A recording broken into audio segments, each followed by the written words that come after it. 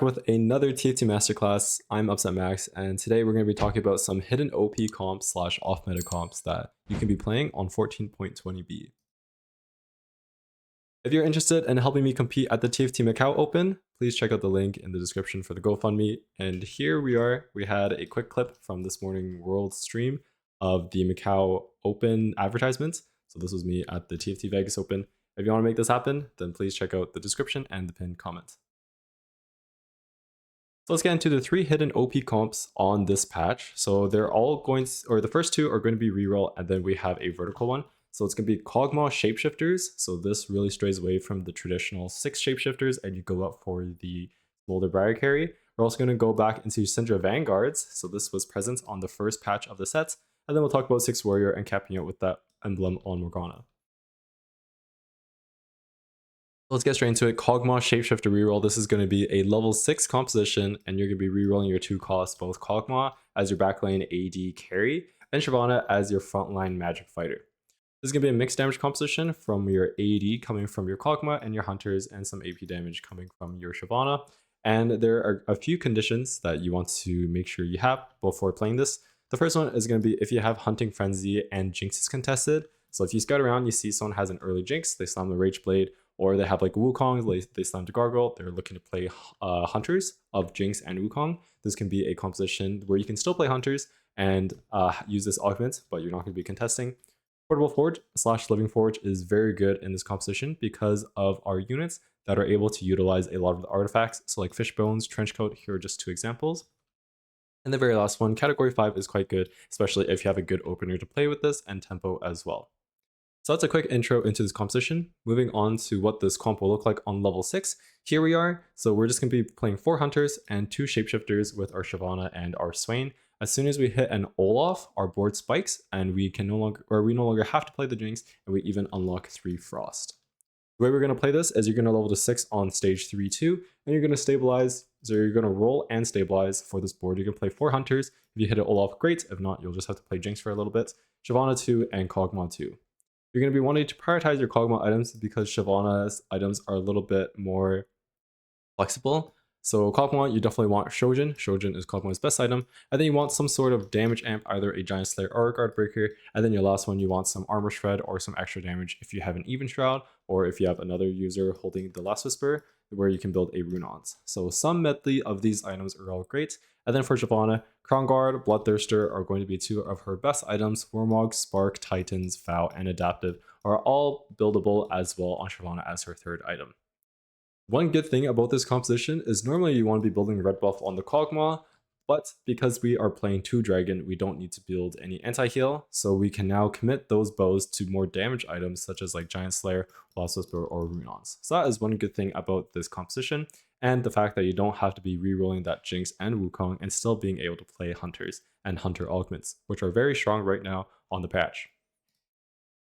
Here's how you're going to cap out your board. Once you hit that Shyvana 3 and that Kog'Maw 3, you're going to go up in levels. Then you want to fit in 2 more Shapeshifters. So this is either just going to be like Nico Nasus. If you hit a Briar, even better, you can play the Briar, and eventually cap out super hard with that Smolder on 9, get that 3 Dragon online, and you have multiple really strong carries that have been recently buffed, and you're able to place very well. So some best in slot augments go along with this: Eternal Growth or Eternal Growth Plus. Hunting Frenzy is going to be one of the best conditions playing this composition. Any sort of Forge, getting you like a Fishbones or a Mana Zane on Kog'Maw, or like a Suspicious Trenchcoat or like Zonya's on the Shyvana. These are all going to be good. Prismatic Ticket, Giant and Mighty, Inspiring Epitaph, Martyr. So these 3 scale off of max HP, and since we have Shapeshifters, this is going to be very good. Category 5, and then also Marksman Toolbox. It gives us a Sniper's Focus and a Fishbones, which is going to be great on Kog'Maw. So definitely try out this composition if you have one of the conditions, and if Jinx and Wukong is contested, but you still have a Hunter's spot. Moving on to Syndra Vanguards reroll. So this is going to be another level 6, kind of level 7 comp as well, where we're going to be rerolling mainly a 2 cost, and then once we hit that Syndra, we're going to go level 7 and reroll for that Mordekaiser as well. This is going to be a magic damage composition, and it's going to be a scaling comp because of Incanter, so the longer the fight goes, the stronger our Syndra is going to get. The reason why this is back into the meta is because 4 Vanguard was recently buffed, and Syndra, after she received a crazy nerf after her initial OP patch, she has been buffed consistently, mainly onto her damage, even though her cast animation has still been affected. So I'll talk about how that will influence her itemization. Moving on to conditions to play, you really want a Syndra drop, so a Syndra box drop on stage 1 from your orbs, and either a mana item, so Shojin, or at least half of Shojin. If you don't have these, then the Syndra scaling will just take too long, and you'll be far too behind tempo. And since Syndra is going to be your main carry, you definitely want her to be on tempo. And the next condition is going to be learning to spell. Both of these units do extremely well with AP, and being able to just consistently scale as you go throughout the game is going to be extremely good for that composition. So this is what your board is going to look like. You're going to be re-rolling the first most parts on level 6. This will be once again on 3-2 where you level to 6 and you stabilize with this board, at least 2-star versions. And then also like Blitzcrank, Warwick, it doesn't matter as long as it is a 2-star or just whatever you hit. Syndra, of course, is going to be your main carry, where you want to be having a Shojin plus Nashers and then +1. So Shojin for sure, Nashers for sure. Nashers recently, the damage, the item was changed a little bit, where now the unit will have like a little bit less damage because the AP went down. However, the attack speed was increased a lot, and Syndra just wants to cast as much as possible. So that is why Nashers is going to be very, very good. However, because of the Syndra cast animation being increased after her initial OP patch, this is why items such as like Rage Blade or Red Buff are no longer good on Syndra. Very last item will either be a Rabadon's Death Cap, an Archangel, or a Jewel Gauntlet to finish off her damage. After you hit this Syndra 3, you're going to go on level 7, and you're going to start slow rolling for this Mordekaiser 3, which uses magic tank items, or just like pure tank items. Both of these are fine. Crown Guard, Gargoyles, Adaptive Helm, Warmogs, Redemption, these are all good items to play and place onto your Mordekaiser. Anti-heal and extra shred is going to be going onto your Karma once you hit her, and then Karma will replace this Cassiopeia. So this is going to be your red buff, this is going to be your Morello. One thing to note is Syndra does already shred, however she only shreds 20%, and if you know Spark and Shiv, they both shred for 30%. So it's not that necessary until you get later into the game.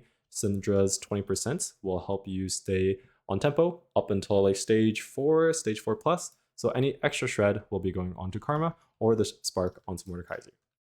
One last thing to note is Manazane is Bis on Syndra, allows her to cast so many times and get her casts up. In this case, you'll be dropping Nashers because she will be spending most of her time casting instead of auto-attacking, so Nashers will have less value. This is how you're going to cap out your board on level 8. You're going to play a Vex, Karma goes in over Cassiopeia, and then a Nami to round things out for your Eldritch and Mage and some more CC, stall the fight, allow your encounters to stack up. Best install augments go along with this, Portable Forge or Living Forge. Mordekaiser also uses a great deal of Forge items. This is going to be Unending Despair, this is going to be Innervating Locket, even Seeker's Arm Guard, these are all great. Spellcaster's Toolbox will give us Zonya's and a Manazane. Shields up because we have 4 Vanguards here, and then 4 Vanguards recently buffed. We're going to be rerolling Vanguards as well, very good. Priz Ticket, Combat Caster because we're casting so often. Learn the spell as I mentioned at the start, and then also with the Forge, the same idea with this Forge explanation. So you can see here, if you hit Syndra 3, Mordekaiser 3, and then get level 8 for these units, you should be doing quite well and have a basically free top 4 and hopefully try to get a win. So definitely go for this composition if you can. Remember, you need to have a Syndra early and some sort of mana item to start stacking early. And finishing off today with our 6th warrior playing around Morgana. This is going to be a fast 8 composition because we really want to be seeing 5 costs as soon as possible. This is going to be a mixed damage composition of both AP from our Gwen and Morgana and some AD coming from our Fiora. Additions to play, of course, we need a warrior +1 because there are only 5 regular warriors in the game. And then also what really helps, but is not necessary, if you have a Hecarim drop and you have some melee items, you could easily play 3 multi-striker, 2 warrior, and put the warrior emblem on the Hecarim, give him some melee items such as like a Bloodthirster, and you have a very strong early game, which will help you get to level 8 healthy with money. This is ideally what your board is going to look like. You're going to go level 8 on stage 4-2 or on stage 4-5 and roll for this board. If you don't hit Morgana, which is going to be most of the time, this emblem can go on to Hecarim, Briar, Olaf, or Camille. And then once you hit that Morgana, you can swap it over and Morgana will become a beast.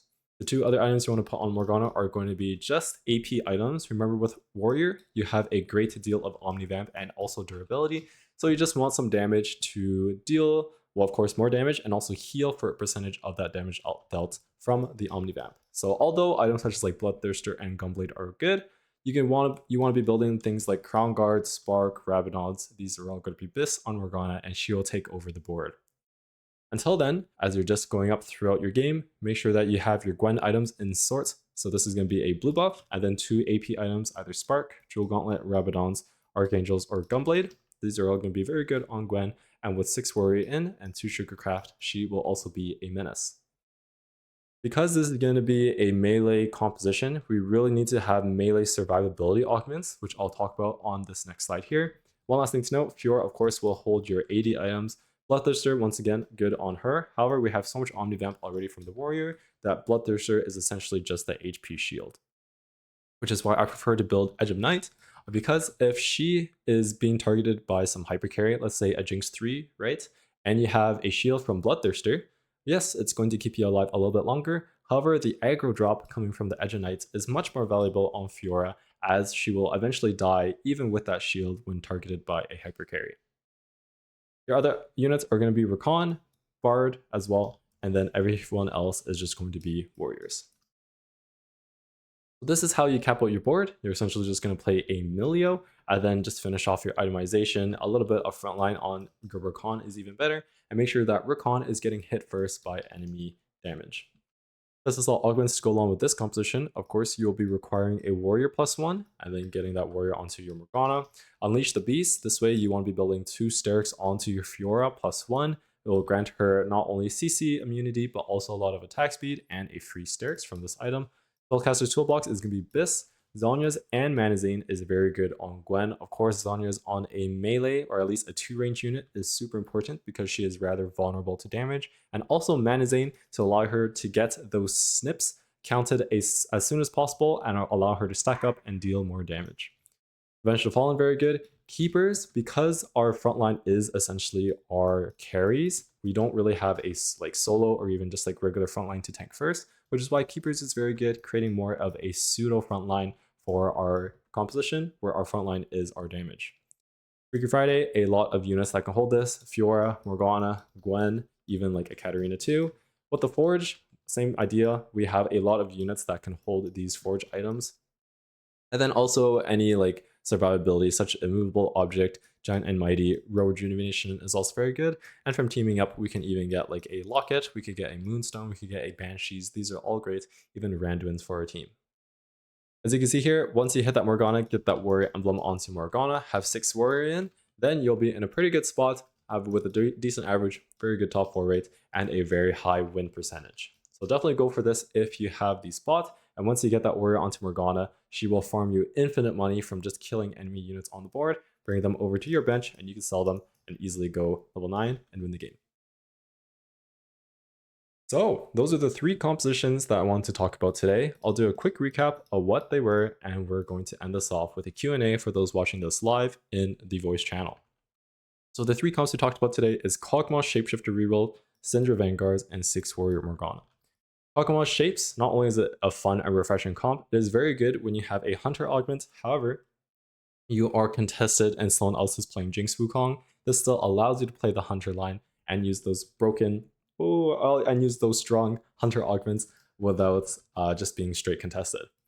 Syndra Vanguards recently really buffed. Make sure you have a Syndra early and a Shojin on her, or at least like half a Shojin, so you're able to get her stacking as soon as possible. 3-star the Syndra, then 3-star the Morgana. Or 3-star the Mordekaiser. Very last one is going to be 6 Warrior, where you really want to tempo onto level 8 and eventually level 9. Get that Warrior emblem onto Morgana, and then watch as she deals a ton of damage, is tanky, and heals off all the damage that she deals. So that has been everything for today. Thanks so much for watching. Make sure you join the Training Grounds Discord channel and check out my socials in the description. And I will see you all next week for patch 14.21, 3 best comps to play and climb. Best of luck in your games, and have a good